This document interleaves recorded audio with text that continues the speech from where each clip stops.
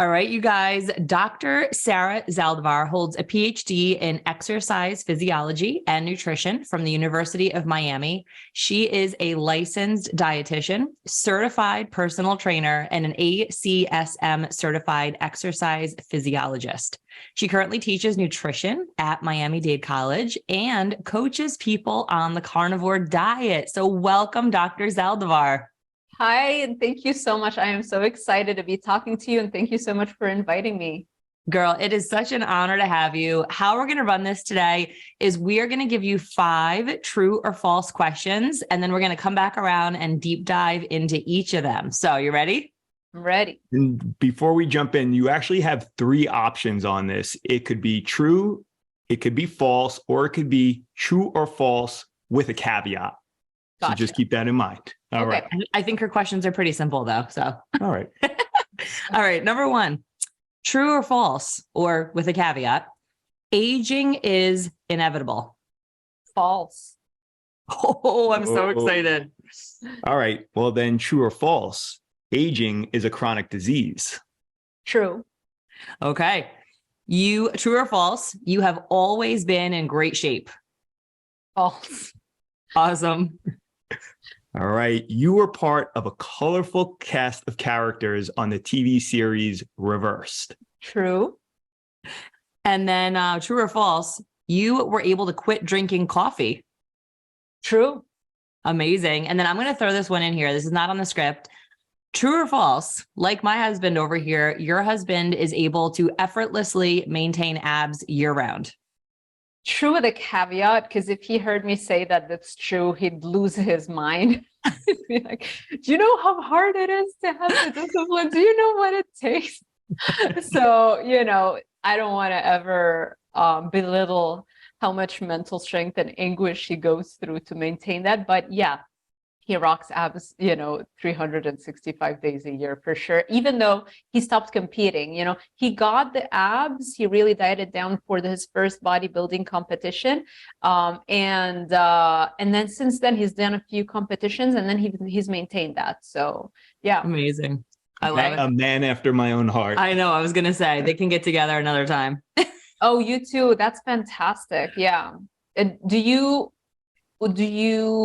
or have you ever struggled? I mean, I know the willpower. I know you're gonna probably say the same thing. It's it's not the easiest thing, but have you always had a kind of easier time maybe than somebody who's like addicted to sugar? Because I know, like, for me, I compare myself to my hubby, and I'm like, you don't understand what addiction is, and he's like, it's just willpower. I'm like, no, it's deeper than that, and the clients that I work with. So do you have some insight to shed?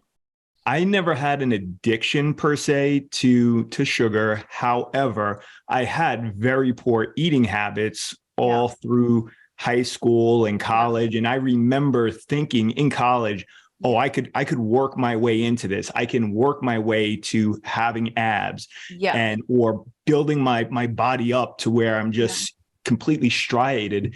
And it wasn't until I left college that I came to the realization, like, no, you really need to dial in the nutrition piece. And for me, getting carbohydrates under control in general was my first step. And I competed as well, competed for 13 years, made it to the professional level.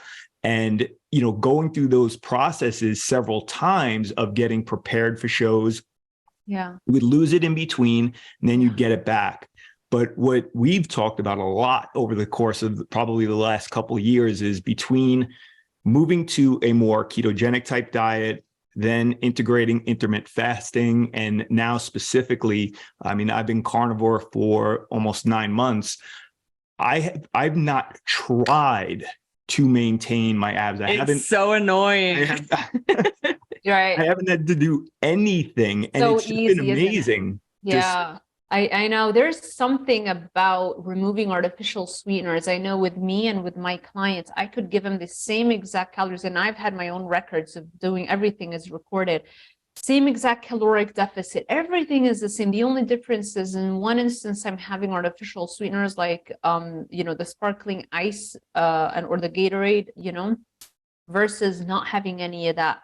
And it's like the weight doesn't budge. There's something about the sugar activating the addiction that for some reason the body holds on to the weight. And it's so difficult to, tell you exactly what's happening because I need somebody to do the study, control all the variables, etc. Right?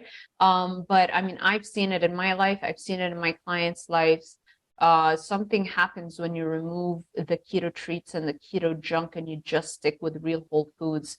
It's more than just calories, but at the same time, I still like pay attention to the calories. I'm not the kind of person who's like, it doesn't matter what the calories are, like just eat that and you'll be fine. Like, no, that we can dive deeper into that. But you know what? I knew exactly that you were going to say that because people who can get abs and maintain them and not be talking about sugar and food addiction 24/7 are the ones that we call in the addiction world normies or moderators, whereby you still get a little bit of addiction. Like it's like, again, it's like heroin. So I don't care how much genetically resistant you are to the effect of heroin. If you play around enough with it and you do too much of it, it's gonna affect you, right? But you have that ability to get the abs and stay away from the sugar more easily than maybe around an easy 50, maybe more like 80% of the population. They really don't understand the gravity of the situation they're in, and they just yo-yo diet all their lives. And the moment they crack the code, they just can't stop talking about sugar addiction. So you'll know, it's like, I got abs because I got over, the sugar addiction. So true. Yeah. We're on the same page in a lot of ways. And I love this. I want to come back to question 1, which is that, aging is inevitable, which we know most people, I would say everyone in the world believes, but you said that's false. Dive in there, open that up for us. Yeah, I mean, science can very easily reverse aging. It can be done on demand with rodent models. Dr. David Sinclair is very well-known Harvard expert. He does it all the time. He can speed up aging, reverse aging, do whatever he wants, cures blindness. I mean, just everything. And at least in humans, we have also some data, some evidence that shows that hallmarks of aging can totally be reversed. So by optimizing for omega-3s, by optimizing for vitamin D levels, we have tests that are, I mean, I don't know if we can ever say there's this one gold standard, but there are multiple gold standards in a way, or multiple tests that we can use to check for the aging process, and those tests get better, and you show that you can literally reverse and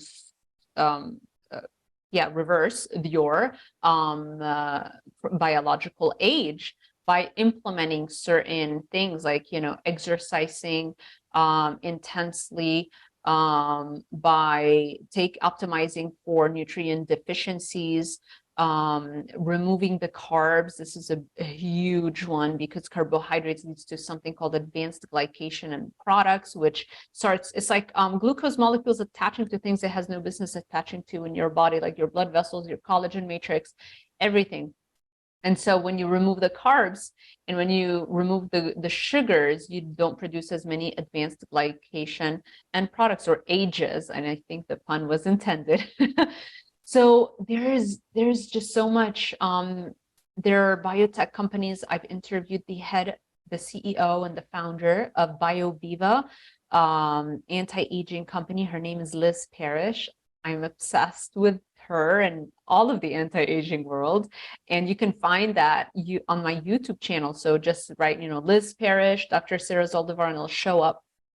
And we talk about what her company has done. They've created telomerase injections. It's really the gene for the telomerase, but basically, and she's actually taken those injections herself. Not in the States because the FDA still, for whatever reason, are giving us a hard time. Even though if it was a rollout for the V, it was fine. It was like, oh, no problem, roll it out. We don't need long-term data. But when people are literally dying from diseases of chronic aging, somehow we don't care because we think that aging is inevitable. And that's the problem. So she had to travel to Central America or South America. It's on her YouTube channel. Everything is documented, BioViva. And she took the injections, the telomerase, and what's the other one? I forget. It's something for the for the muscles, myostatin inhibitors, I believe.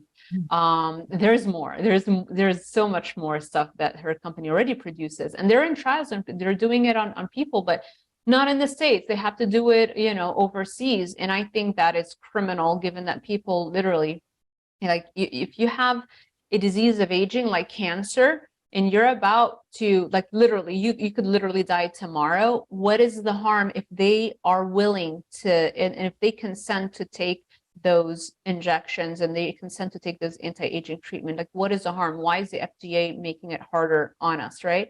And anyway, she took the injections. The woman is in her 50s, mid 50s. She looks like she's in her like late 20s, early 30s. It is wild. It's shocking. And she's white, like super white, not we're like the frequency of wrinkles could be a little bit higher.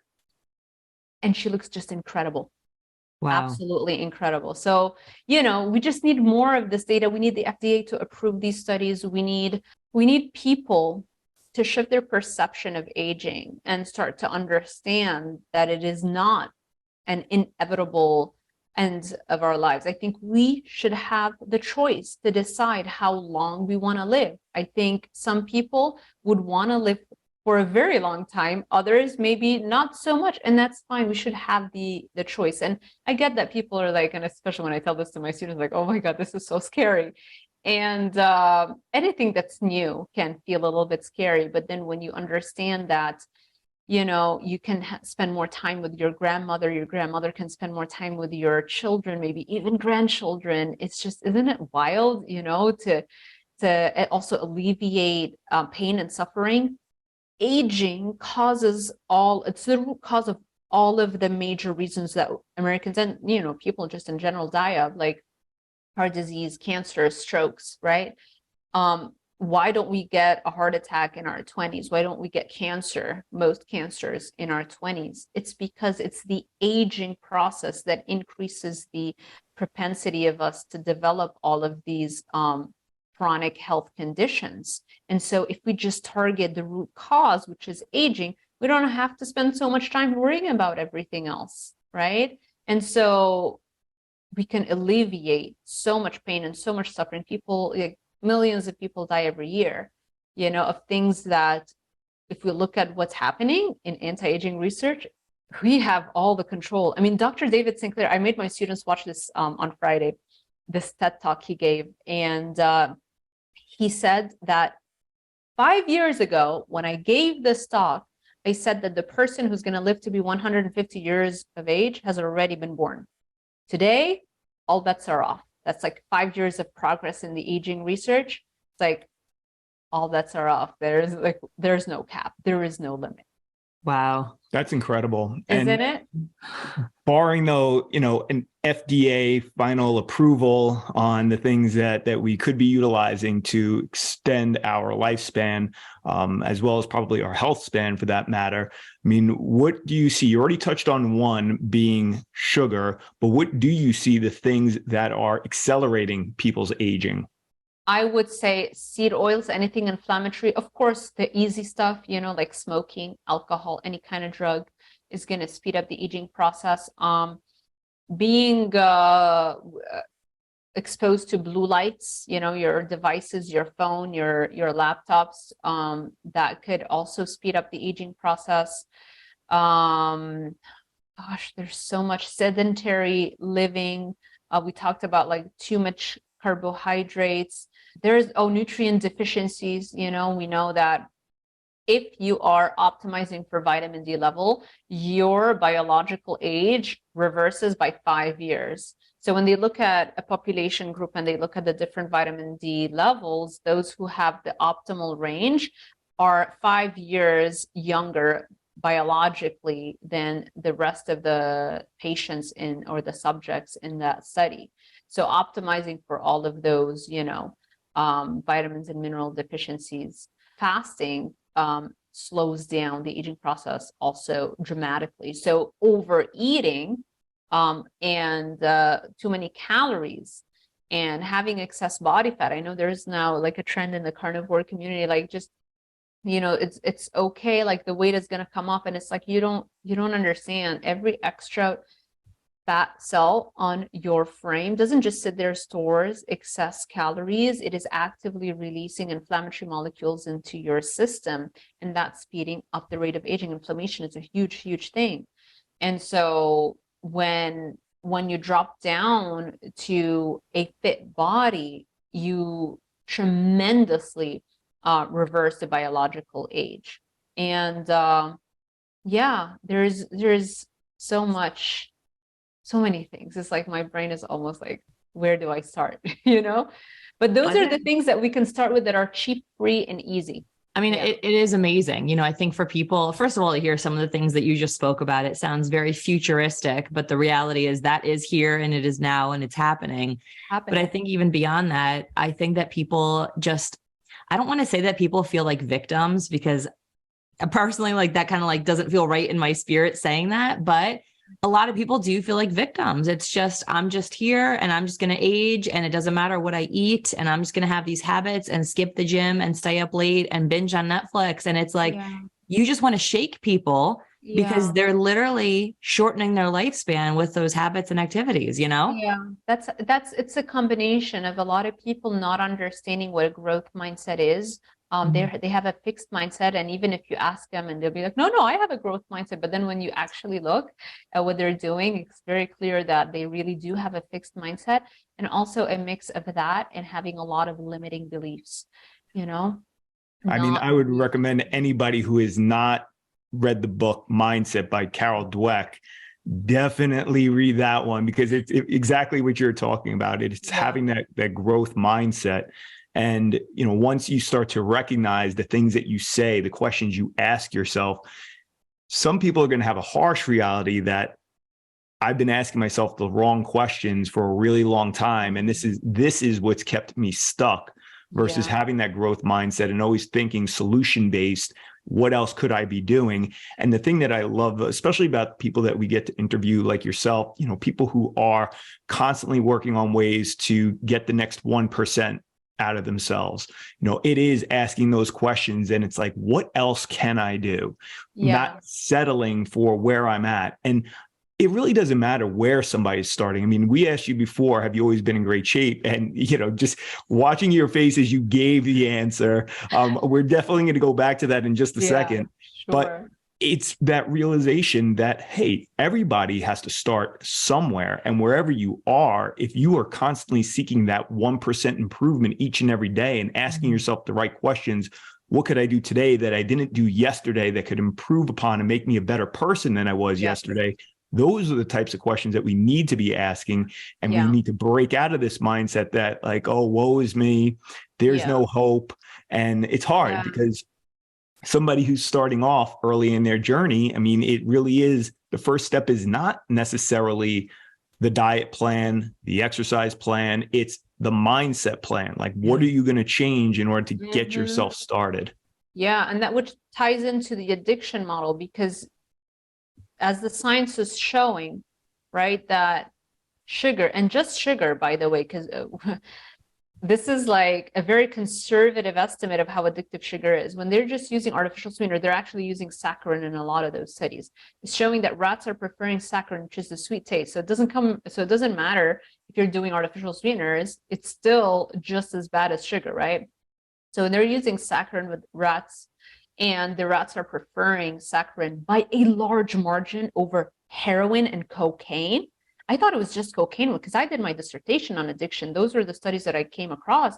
2017 showed me that, wait, in 2017, there were studies published that replicated the same findings in heroin, and the same effects were the same results. The rats still preferred the sweet taste by a large margin over heroin. So it's like, the number one thing you got to do, you've got a very large population, maybe 80-85% of the population that's addicted, like a heroin junkie, probably worse, because those studies used just the sweet taste. But we are having the sweet taste, high sugar plus high fat. And we know that that's more addictive than just having pure sugar. So if just the pure sugar showed worse addiction than heroin, what does that say about having high fat, high sugar, which is what everybody's addicted to?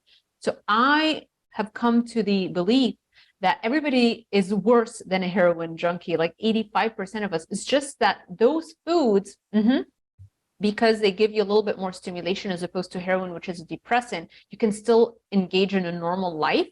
You don't lose your house. And so we tend to mistakenly think it's lesser of an addiction because you can still show up. You're a zombie, but you're showing up, right? And so the world is like, they're good. And it's like, you're dying inside, right? This takes me back to what you were talking about. This quote by, I think it was Henry David Thoreau, who said, the masses lead lives of quiet desperation.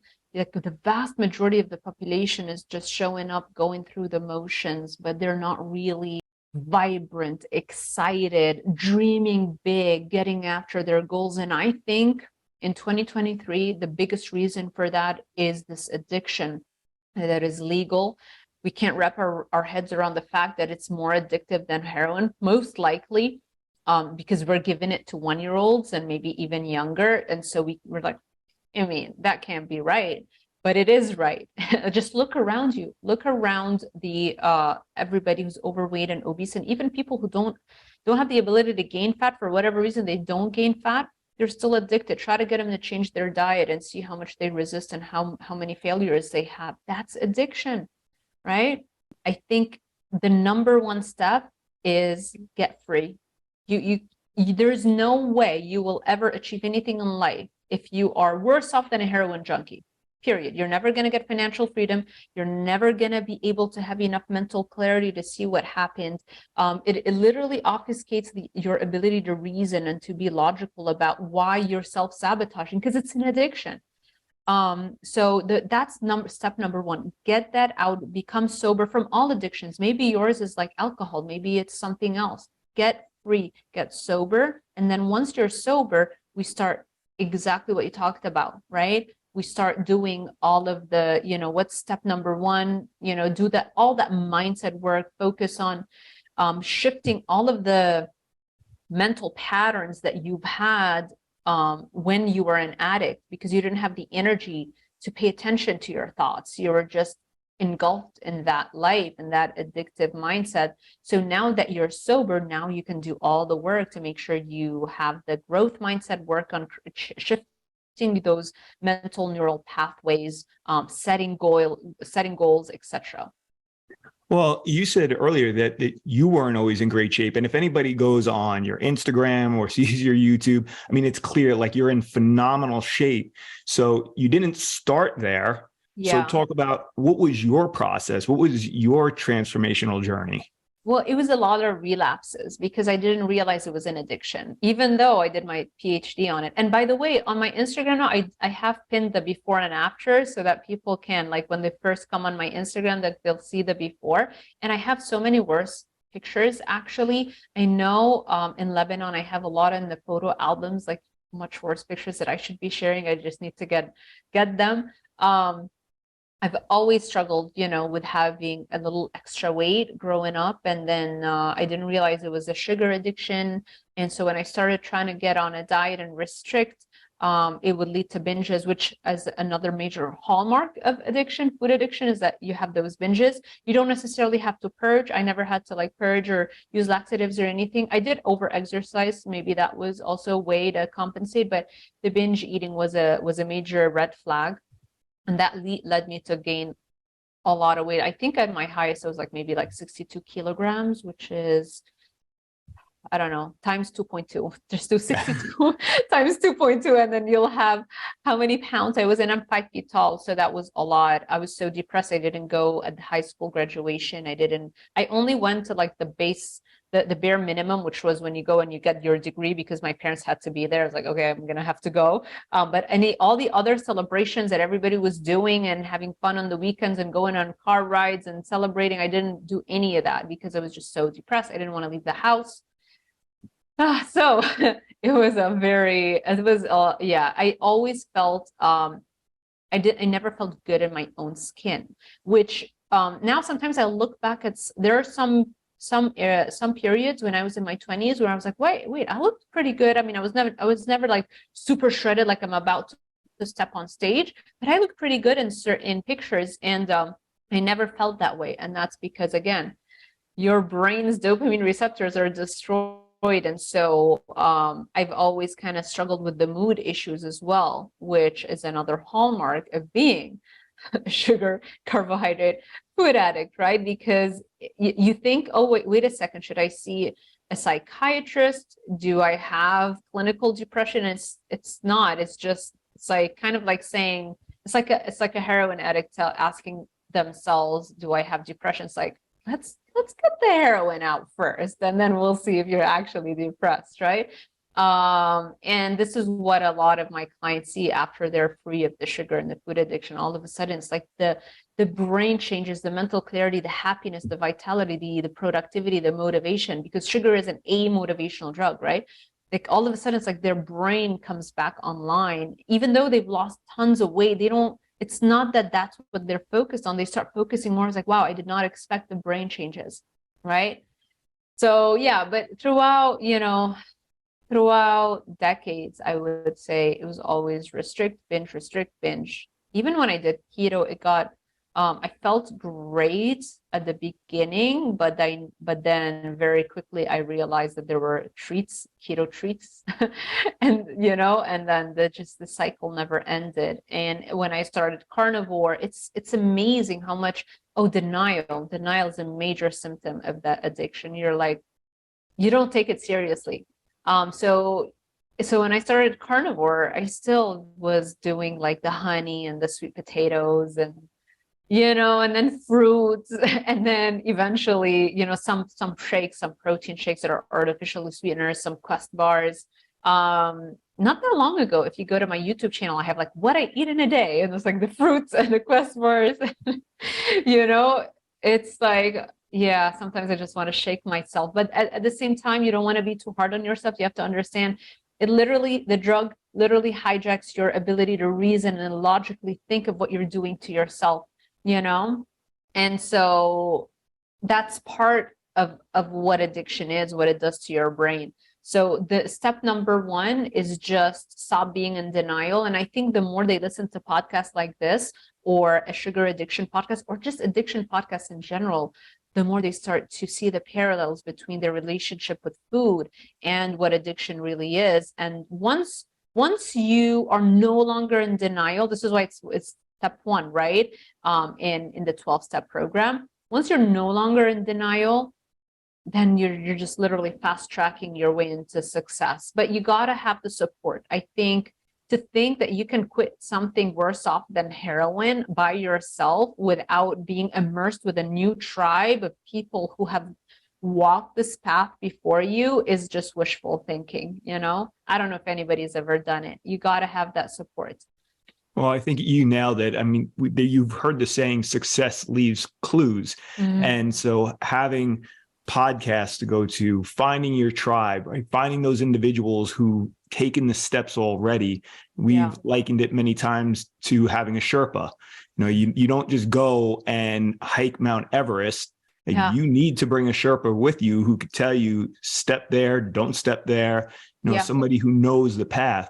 And that is so important. And unfortunately, people do believe that they can do it on their own. And we're not discouraging anybody from trying, but just recognize that that's when you tend to fall into that pattern of have some success, fall off the wagon, have some success, fall off the wagon.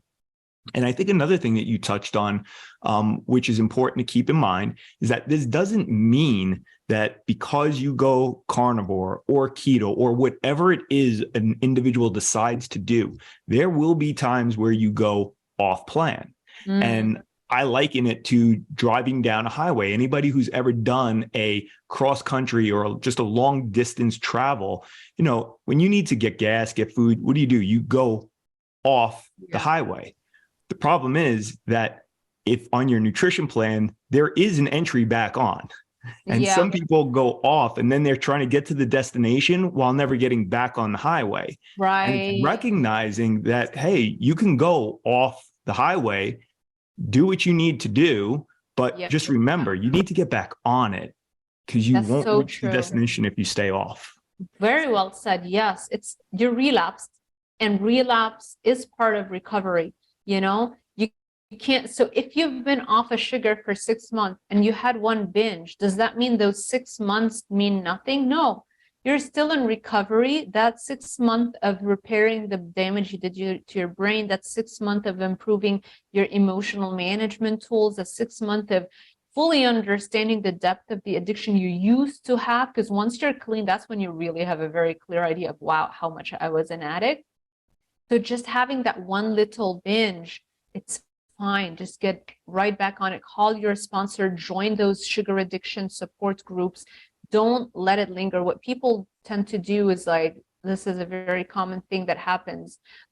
People report in sugar recovery meetings and groups. They'll say like, I was doing great, 90 days, 6 months, whatever the case may be. And then I went to a wedding or a birthday party, and you feel such a safe, a fake sense of security that you're thinking to yourself, I can have a little bit. I'm good. Like I've gotten control of this thing.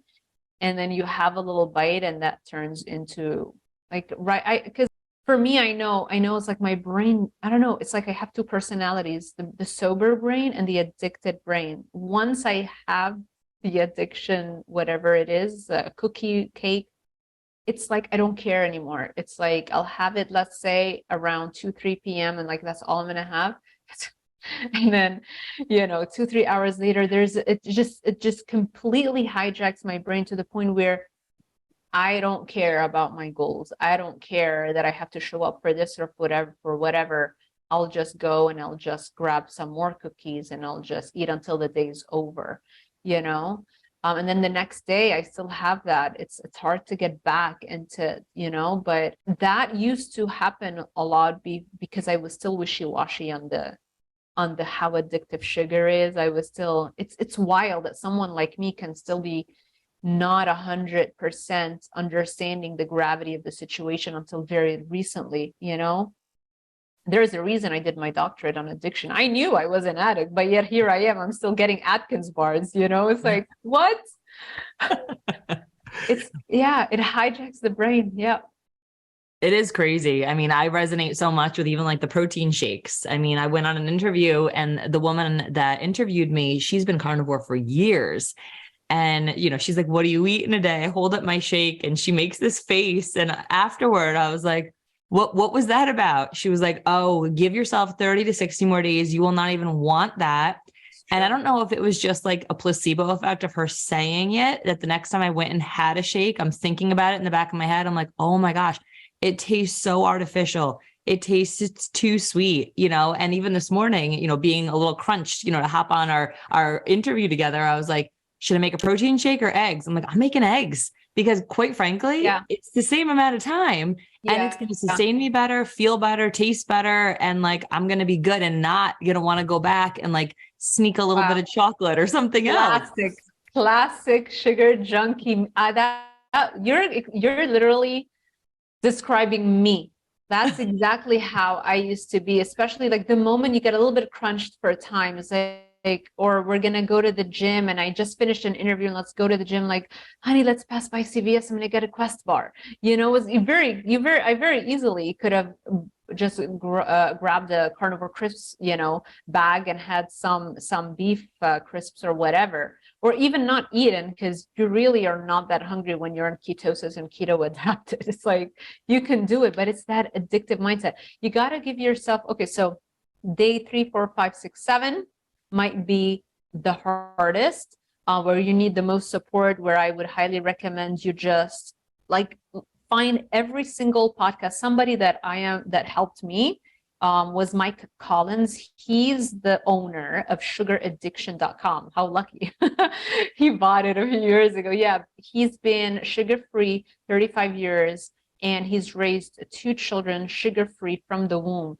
Like the mother didn't have any sugar for 6 years. They did not have any sugar. And then they would just like, after that, they could have, let's say once a month, if they go to a birthday party, they would let them have a cake or whatever.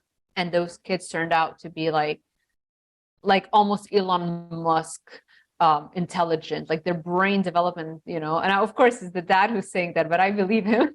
But yeah, Mike Collins is fantastic. Just, like pull up all of his interviews, all of his podcasts, and that's what I did. I just watched them on repeat. And I watch everything on twice the speed. Like I've trained my brain to be able to like consume the content faster. But that's what got me through, because there were days when I was detoxing, going through withdrawals, where I literally had zero energy. I had never felt crushing fatigue like that in my entire life, to the point where I thought, am I developing chronic fatigue syndrome all of a sudden? Like that was a thought that came to my head. You've had that? No, I thought the same thing. I literally reached out to one of our friends and I'm like, I think I need thyroid testing. I think something's wrong with me. I don't know what's happening. I'm so tired. So when did that happen? So you did a sugar detox? Did a sugar detox. That was October, November. And then December 31st was the last sugar. It was January 1st. I went carnivore. And I called that friend back and I'm like, I don't think I need the testing. I'm good. Yeah. Wow. That's fantastic. You know something? I've recently cut out dairy, and I felt the same thing when I cut out dairy. I wonder how much it was affecting my opioid receptors, because see, especially cheese, I was eating cheese with my ribeyes, and then just watching so many of those podcasts and just working with this with my clients and being in addiction research all the time, I just couldn't avoid this idea that, okay, cheese is all casein. When you eat casein, which is a main protein in cheese, casein turns into caseomorphin in your body, which is literally just like heroin and morphine and beta endorphins.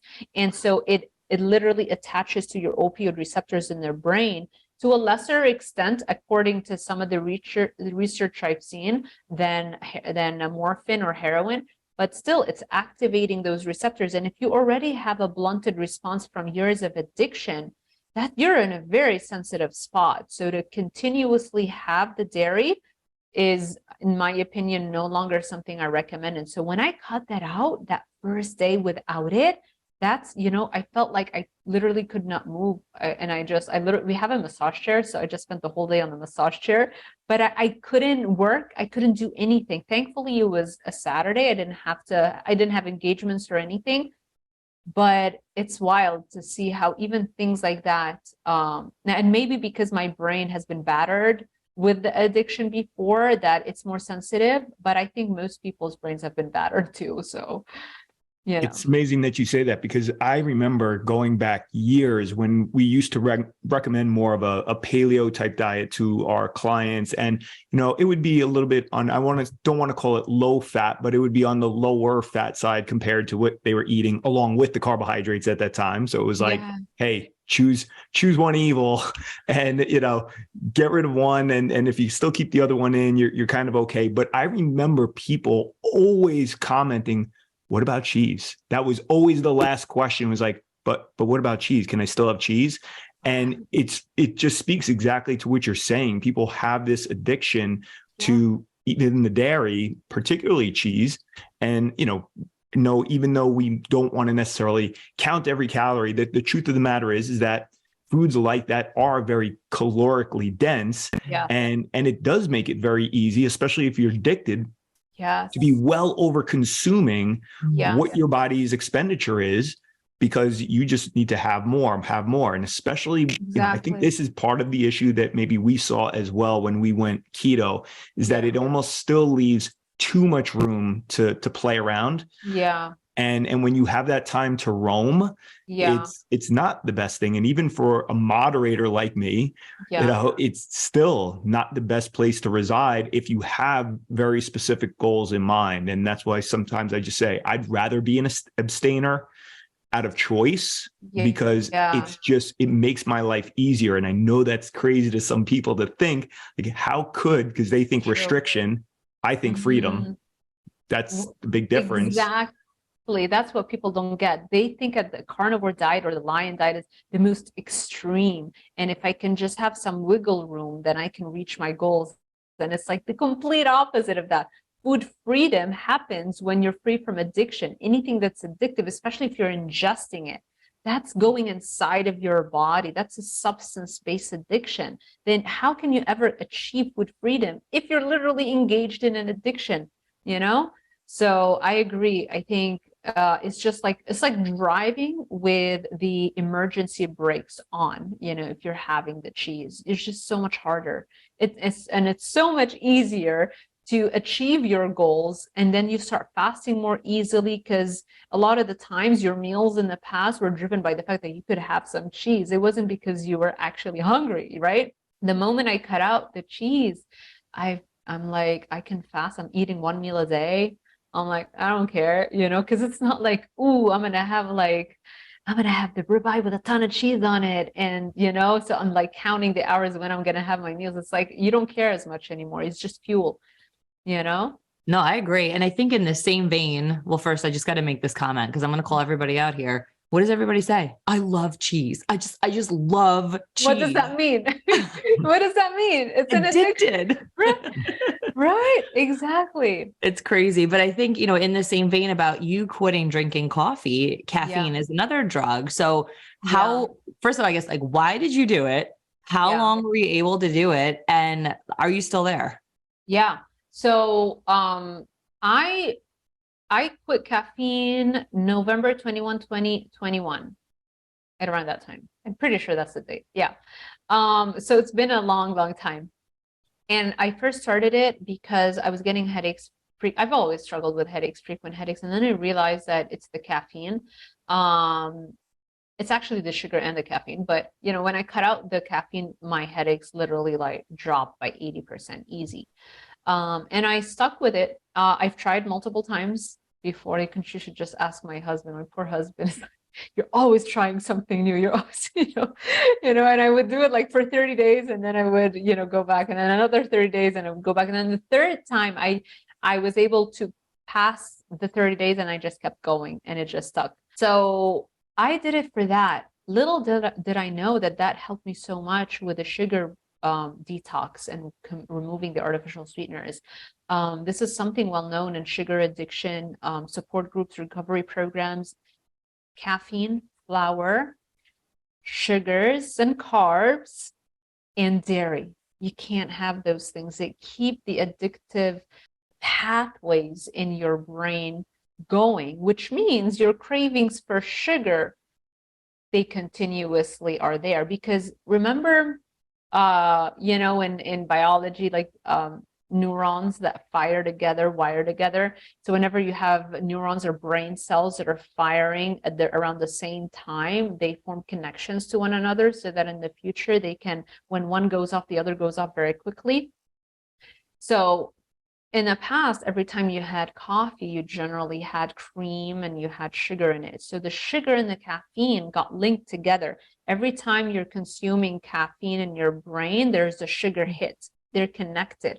So if you remove the sugar, but you're continuously turning on the caffeine part of the brain, then it wants to keep going back to sugar. So you keep the cravings going.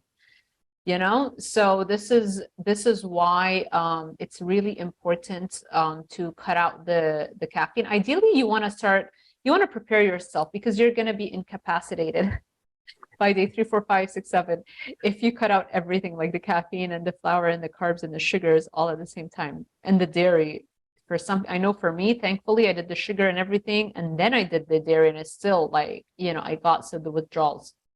So try to cut out the caffeine first, and then taper the carbs a little bit, and then be like, okay, now I've only been eating like 150 grams of carbs, and I'm already done with the caffeine. So now I'm ready to go all in.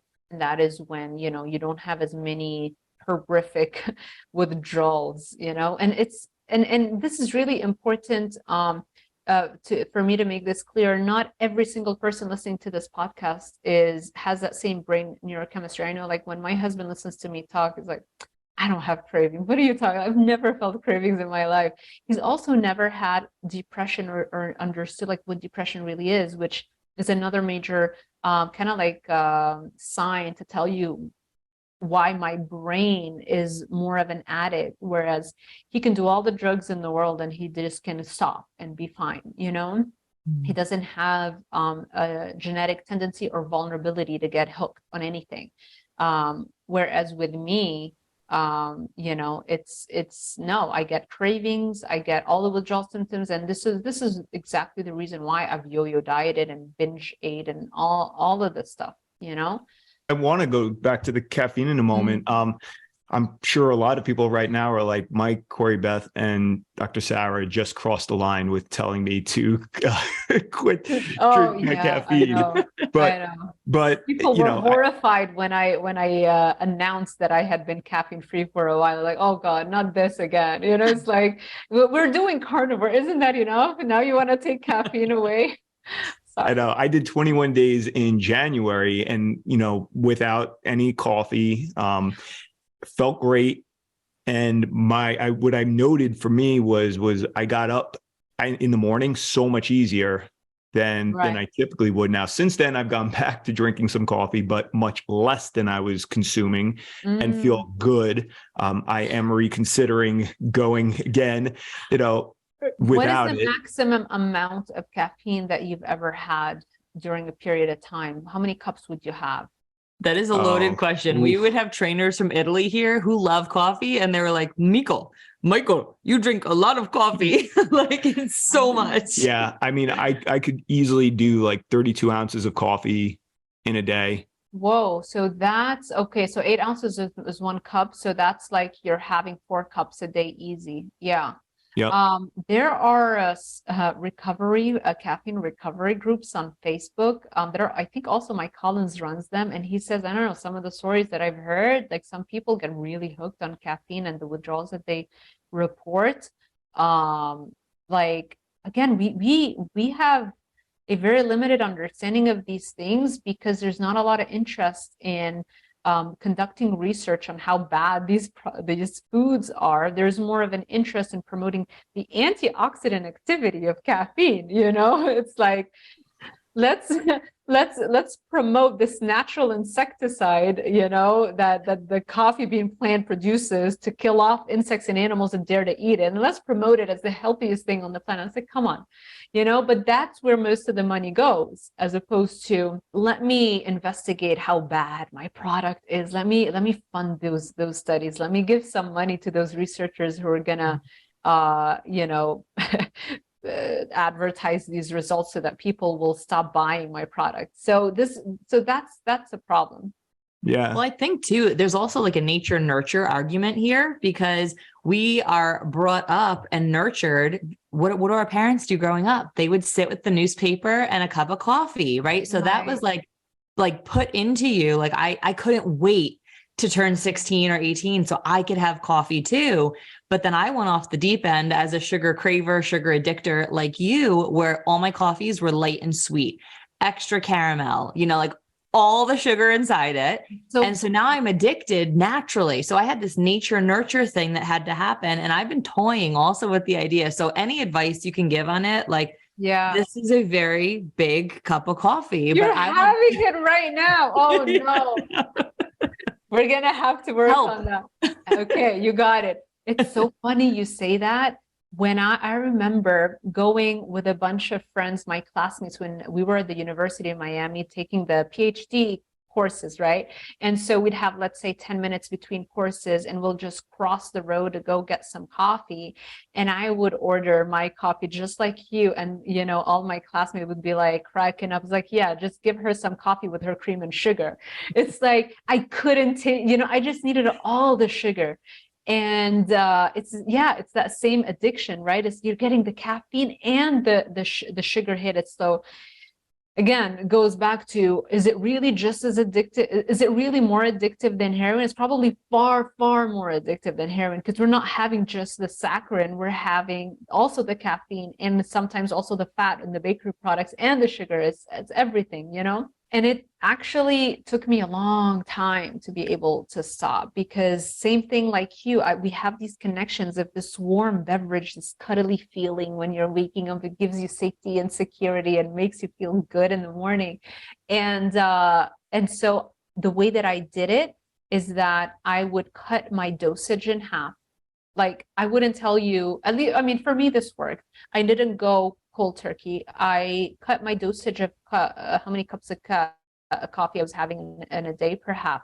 And then And even when I got to like the last thing I got to was half a cup of coffee. And then what I did is I converted that into what did I do? I did decaf because then I could still have the sugar and the cream. So I did decaf. And then after the decaf, I started doing herbal teas like peppermint tea, which is 100% caffeine free. So it was like this long, drawn out process until eventually I would wake up in the morning and I would be too lazy to even like heat up some warm water to do the peppermint tea. And then a few days of that of not feeling like doing it. And because, you know, like there's no chemical dependence anymore. So you can go about your day without having to have that cup and it goes away. And now I don't care. I don't do anything in the morning. I don't drink anything. Wow. What I love about that, though, is I mean, you just made it very practical for a lot of people listening who, once again, I think this happens with carnivore. This happens with what we're talking about in terms of cutting down or cutting out sugar, cutting down caffeine. It's this idea that, oh my gosh, I can't imagine myself tomorrow doing that. And that scares people. I mean, that's what drives the fear that makes them say it's not worth it. And for me, it was recognizing that, you know what, maybe I am addicted to coffee. So let me do this 21-day fast from coffee. And I was able to do it. So in going back, I have not come even close to consuming the amount that I was consuming. I do feel confident that if I chose tomorrow to drop it, I could. But the mental piece of that, though, is when you do tell people like, you can't ever do this again. And I'm sure you've seen this in your coaching as well. When you tell people they can't ever, that's when they feel like there's no way I could do this. So I'm telling myself right now, you know, maybe I can go from 1 or 2 cups every morning to maybe 1 or 2 cups just 3 days a week. And, you know, but here's the thing, you will go back to it. As long as you dabble with the drug your brain likes and gets addicted to, there will be a time where you will not have slept well for a couple of days or so. And that's gonna, you know, like every person in every person's life, this is normally when they go back off of the moderation train. You know, when you have an addiction, I'm not a big believer in moderation. Every single one of my clients who start off being like, I'm more of a moderator, then they hit me up a few months later. It's like, okay, I'm ready. You're right. Can't do this. Because you know, sometimes you have to go through your own life experiences to have the real strong proof you need in your life that, okay, this is an addiction and moderation doesn't really work long term, because at some point you will have a stressful event. You will have not slept good enough. Something will happen. Life, that's just the way life is. That's going to push you over the edge and you're going to go back to this really intense consumption. And then you're going to be afraid of cutting down because you don't want the withdrawals. And let me tell you, when I did when I cut out everything, even how gradually I did it, the last day of having caffeine, so the next day of not having yet, like the first day of not having caffeine, I had the worst migraine. I've always struggled with headaches, which is why I wanted to quit the coffee, but I've never had a migraine that lasted all day. It would last like 2 hours tops, and that's it. I had a migraine that lasted morning till night. And I was like, wow, you know, that was the strongest reaction I got from withdrawing from caffeine. So this is real. This is very real stuff, you know? And I mean, to your point, you would never tell a drug addict, like, you know, well, 1 line of Coke each week. Exactly. Okay. Thank you. That's what I always tell my clients. We cannot dabble with this stuff. We can't take this casually. This is real. And the biggest struggle is getting them to believe it. And I don't, you know, fault them, given if someone in my position could take so long to finally come to their senses and understand how addictive sugars and carbs and, you know, foods are. I understand that it takes a while, which is why the greatest concentration, or I don't know if that's a good way of putting it, but the vast majority of people who go into sugar recovery programs and get off sugar, the demographic are 45-year-old and above, generally women. 95% are women, because women tend to go through a lot more. They're more focused on dieting because of societal pressures. It's like, if you gain 1 pound of body fat, it's the end of the world. Whereas a guy can gain a couple of pounds and it's no problem. And so we've been kind of like, there's more of a lens on us to always be in shape. And so we've always been on that roller coaster ride of trying different diets. And so they have more experience. They've tried everything. Whereas guys, maybe they have tried once or twice, and they don't think about it as much, but women completely focus on it. They'll keep journals. They'll be like, why is this not working? Blah, blah, blah. And so they've done everything. And around that age group is when they're like, okay, that's it. I'm ready. I understand it's an addiction. I'm ready to accept this now. Wow. So you were saying something that I wanted to mention. Mourning and the grief. This is a classic sign of withdrawing from a drug, right? Mourning the substance and grieving it, and it's like, wow, I can never have it ever again, and it gets you into that depressed state. You have to understand, you have to very clearly label that, because we know that this is what happens in all different drugs. This is a classic withdrawal symptom of an addiction, and so it goes away. It goes away the next, every time you go through those crises, it's your brain going through reshuffling of its neurotransmitters. It feels really like a crisis in your brain, but once you're out of that crisis, it can last a few hours, it can last an afternoon, but then by the next day your neurotransmitters are now, they've been refreshed, and so you have a better ability to experience pleasure and have more motivation. You just feel so much better the moment that storm has passed. And then over time, the longer you stick with the abstinence, the less frequent and the less intense those crises happen in your brain.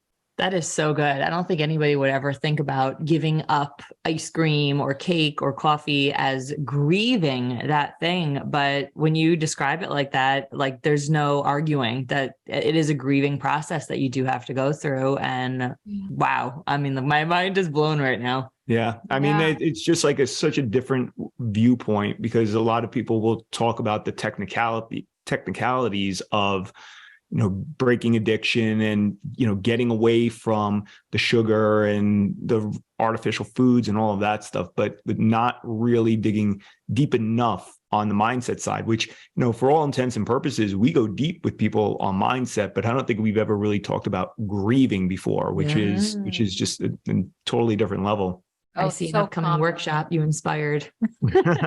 Awesome. Yeah. But just knowing that, and people listening to that when they actually go through it, especially around day 7, when they're 5, 6, 7, when they're having that grieving crisis, now they know, oh wow, I'm going through withdrawals, and you kind of, it's exciting, because the withdrawal crisis is your brain learning to recalibrate during sobriety and learning to go back to its normal state. Because every time in the past, you wanted to manage your emotions, and you just took a hit, right? You just took a hit of a sugar, a carb, or whatever, a cookie, whatever. And every time you did that, every time you took a hit, it literally destroyed your D2 receptors, but not just your D2 receptors, also the opioid receptors, the serotonin, because all roads lead to dopamine in addiction. So it's not just dopamine. We focus a lot on it. It's just because it's like the cascade ends with dopamine release, but it's serotonin being pumped out to very high levels after you get that cookie, right? And then all that serotonin kickstarts the production of a lot of endorphins release, and that kickstarts a lot of acetylcholine, GABA. All of those neurochemicals are actually being synthesized or pumped out into your brain to very high levels, which is not natural. And eventually they all push for dopamine to be released into that supraphysiological or very high level. And every time you have that, this is when you start having the destruction of all of those receptors, because your brain is freaking out. It's like taking cocaine, right? And you don't have appetite. You can literally waste yourself away. So your body and brain wants to protect you from killing yourself. So in order to prevent this overstimulation that your body doesn't really know for how long it's going to last, what it does is starts to destroy those receptors, so that even though you have all of these chemicals pumped out, if they don't have enough receptors to bind to, they can't function. It's a lock and key situation. They have to connect to one another for you to feel the euphoria, for you to get that stimulation, for you to get those effects. So it starts to destroy those receptors. So yeah, you're pumping out all the dopamine, but it's got no receptors to bind to, so you don't feel as high. And this is how tolerance develops also in addiction, right? Which is why you need now more dose to activate whatever receptors you still have left. We never give ourselves enough time for those D2 receptors to jump back and repopulate your brain. What would happen is that you have a hit of sugar, it destroys some D2 receptors. And so now, because you have less D2 receptors, it's hard for you to feel enough happiness and motivation and pleasure, because that's the job of dopamine. So you're feeling just generally lousy anyway the next morning. And because you're feeling lousy, instead of pushing through that and allowing the brain to recalibrate and create more D2 receptors in response to this lousy feeling, so that the brain wouldn't have to feel it in the future, we don't allow the brain to do its job. We just give it another hit of sugar, which destroys whatever D2 receptors were remaining. And the cycle goes on and on and on and on, which is why we look at brain scans of overweight and obese individuals. They have the same pattern of destruction of dopamine, actually worse than alcoholics, and similar to that of heroin and cocaine addicts. But yeah, it's and that's just sugar. They should do better studies with the things that people are really way more addicted to, which are the combination of high sugar, high fat. Yeah, and testing all artificial foods and things, with seed oils loaded in them. I mean, I could clearly see why you are a top-rated professor on Rate My Professor. Thank you. So your explanation is great, and it's fascinating, because you really do help to make that connection between people's mental state and how much nutrition really plays into that. I mean, we love talking about gut health and how your gut health, I mean, all of these hormones are first produced from in the gut. That's and true. Being secreted out to all different areas, especially your brain. And what you put in your gut is going to make the biggest difference in that. But I mean, I think you just really connected even more of the brain part of that for both of us. So first of all, thank you for that. Absolutely. But this has been outstanding. I know. We thank you so much, Dr. Zaldivar, for your time, your wisdom, expertise, and just for being so open about your own journey. I think it's so easy for people to look at you or look at us and say, oh, it's easy and it's always perfect. Like, no, friend, it is also a struggle, but I think understanding what the food does to us and for us, it's like, I don't even want to mess with that. I don't want to mess with animal crackers and ice cream and icing and all the things anymore, because I don't want to feel that way. Exactly. You don't want to be a slave to food. You want to live a sober life, because that's the only way you're going to have all the mental health benefits, the clarity, the happiness. Sugar and carbs, it's an amotivational drug, which is like the worst thing if you want to achieve any goal. So no wonder everybody's depressed, and rates of depression are just skyrocketing, just like obesity rates are skyrocketing. It's one and the same. It's one addiction. It's one drug. And we have to have everybody on board if we're really going to reverse this trend, because carnivore is great. I'm so happy I talk about carnivore a lot, but it is the addiction piece. Everybody knows. Most people are sold on the carnivore idea, that come to carnivore, they're already ready to embrace carnivore. It's just they can't do it because they don't understand the level of addiction. That's the problem. Makes is a so ton of good. sense. So, Dr. Thank you. Zaldivar, please tell everybody how they can find you, number one. Absolutely. It's very easy to find me. So there's my website, drsarahzaldivar.com. There's no dots or anything. It's like DRSARAH, Zaldivar.com. And you can see my coaching packages over there. There's a shop button that you can go to and check out my coaching packages. My Instagram at dr.sarah.zaldivar. So at dr.sarah.zaldivar. And my YouTube channel is my name, Dr. Sarah Zaldivar. And those are the biggest places. But I also have everything else. It's just I have to like populate them more often. But I do have like the Twitter. Definitely check me out on Twitter, because I feel like in the future, with the censorship being the way that it is, especially with health information, it's really getting really bad. And everybody, like I can already feel all of us just feeling so uncomfortable with the way that things are going with YouTube and Instagram. So Twitter, thankfully, we have no censorship there. And at least the First Amendment is being respected over there. So definitely check me out there. And then we've got, the TikTok and the Pinterest, again, LinkedIn. I literally have completely, what's the word, abandoned them. But I will, in the future, as I hire more people, I can definitely go back and repopulate them. But for now, yeah, my website, Instagram, and YouTube. It's very easy to find me. I don't think there's anybody else with the same name, especially as a doctor. So it's very easy to find me. Awesome. Perfect. Well, we will be sure to link to all of that in the show notes so that everybody can find you quite easily. I enjoy following all your stuff. So does Corrie-Beth. But this has been a phenomenal conversation. We just thank you so much for being here today. Thank you so much. I had a blast. Thank you, guys.